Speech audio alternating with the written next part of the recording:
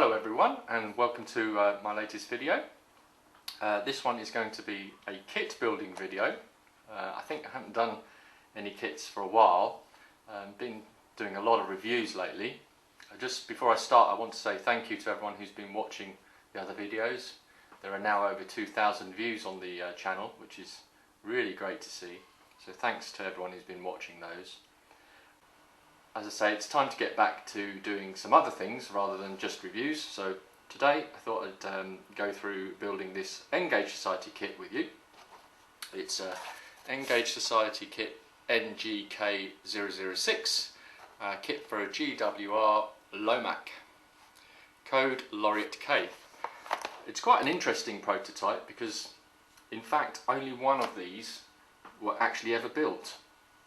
Although it can be used to represent the other laureates, C, D or E types, so it's not quite as unique as that might make you think, you know, the fact that only one was ever really built. So quite an interesting kit, slightly more tricky than the other N-Gage Society kit we did last time, the Midland Railways van kit.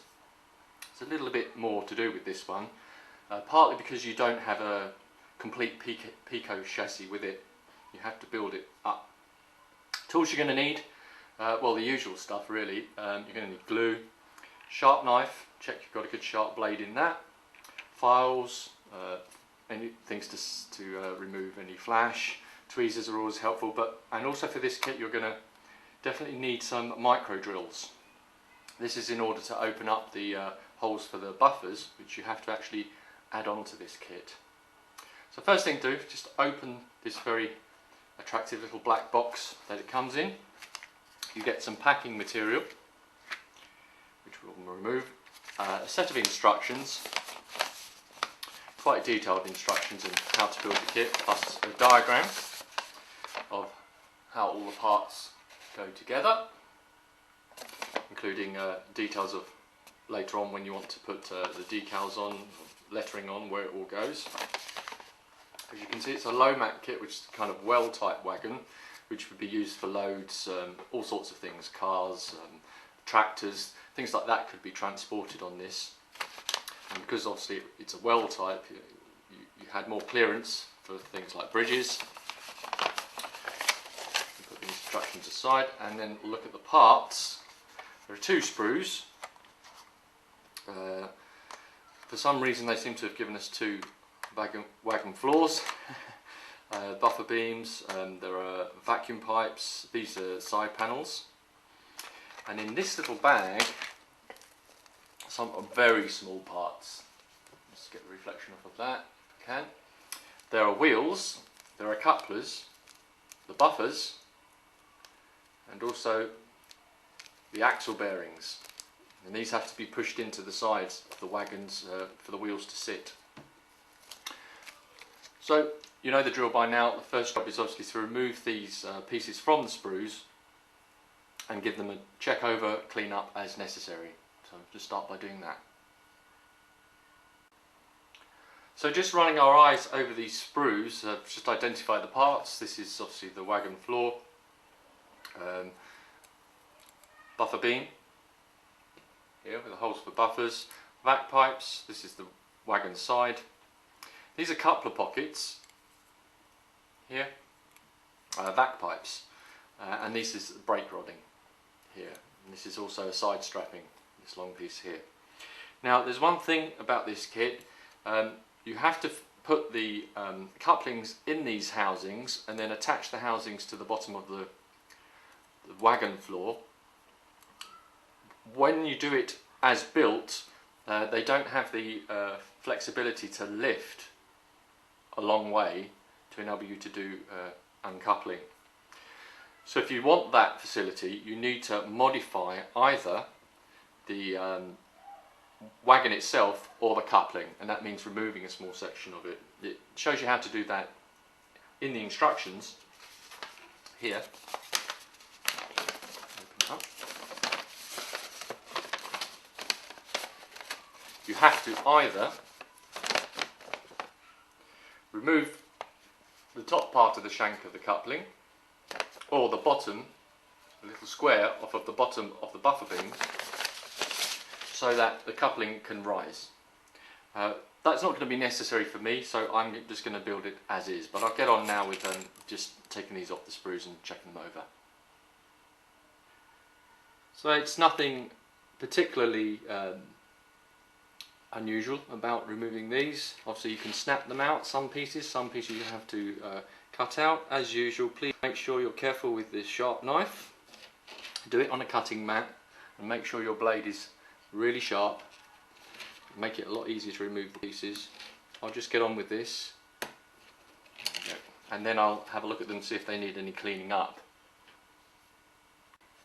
Just getting on with that nice and steadily, no hurry, take your time. You don't want to be damaging any of the pieces.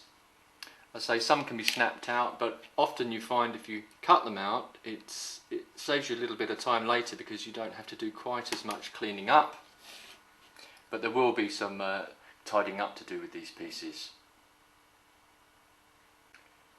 Now because they're the pieces I'm going to need last and they're quite small, I'm just going to leave the back pipe and the brake rod on the sprue for the moment. I'll put that aside.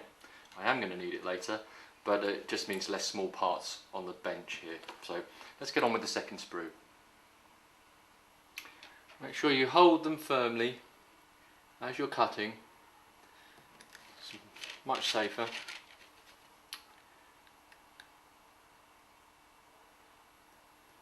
There we go. And you'll find also that when you check them over, it's not just where they're attached to sprues that you might have to think about cleaning up. For instance, on these side pieces here, there are little bits of excess plastic here that we're going to trim off. Anyway, that's the main pieces out, so let's just check them over. Yeah, and we're going to need to do a fair bit of cleaning up, and as I said before here, they've given me 2 wagon floors, so I can actually have a look at that and pick the one I think that's slightly better condition. If I make a mistake also with one of them, then I've got a spare, but I don't have any spares of the others, so I'm just going to start cleaning off any flash. Now for straight edges, normally it's easier and quicker to use the knife blade, but sometimes you'll find there isn't room to get the knife in, so you might have to just change over to the file.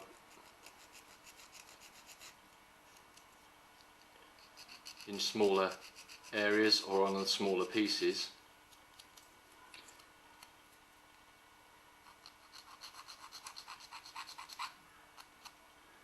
But you want to get that really nice and square. That's good. One little quite delicate job I've had to do is there's a little bit of flash on the side of this wagon floor, making a little bit of a lip along the edge, which you don't really want to see, so I've had to run the blade flat along this shape to remove that, but that's looking okay now.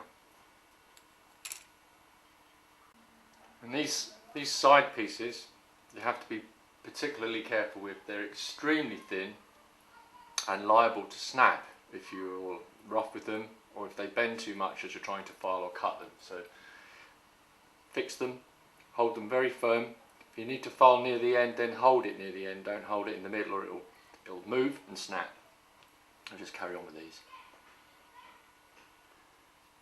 This is unfortunately the most time consuming and probably tedious part of the process, but it's absolutely necessary to spend the time and do this correctly.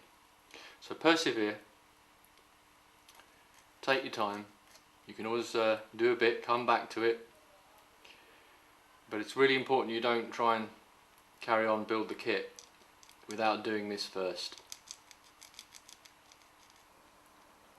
Now as you do this, make sure that you clean away any little bits of swarf or tiny parts of plastic that are adhering to the pieces, because they will make it more difficult to glue pieces together to get them to meet up.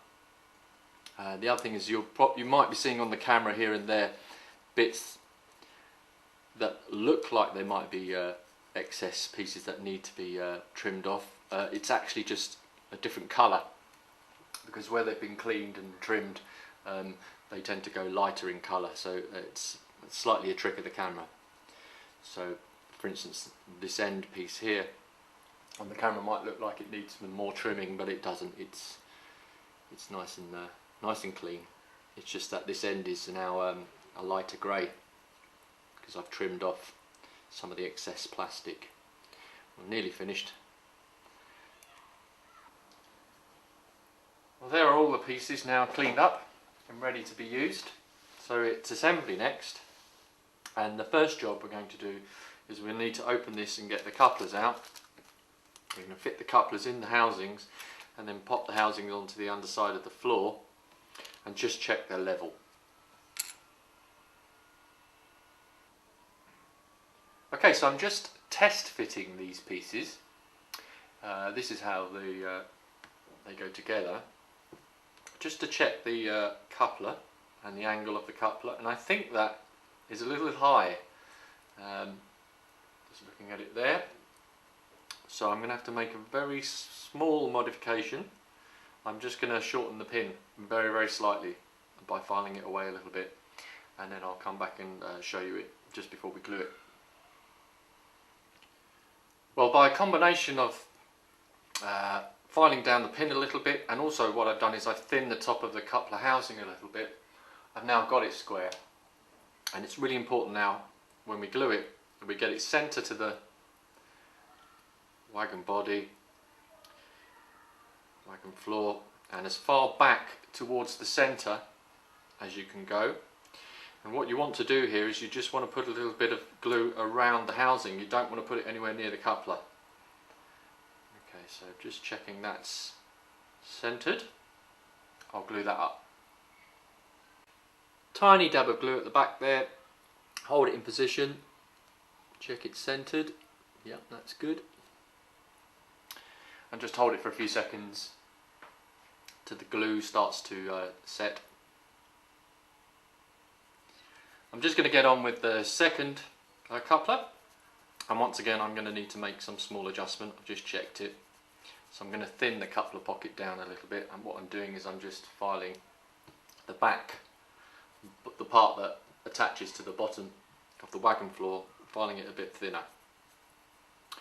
I mean, this helps improve the look of the wagon anyway, so it's all to the good. So I have the second one adjusted now, so it's level. It took quite a little bit of work. I had to actually file a little bit of an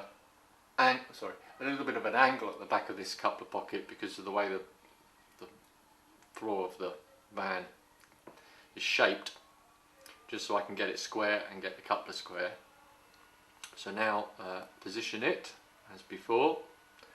Just add a little dab of glue.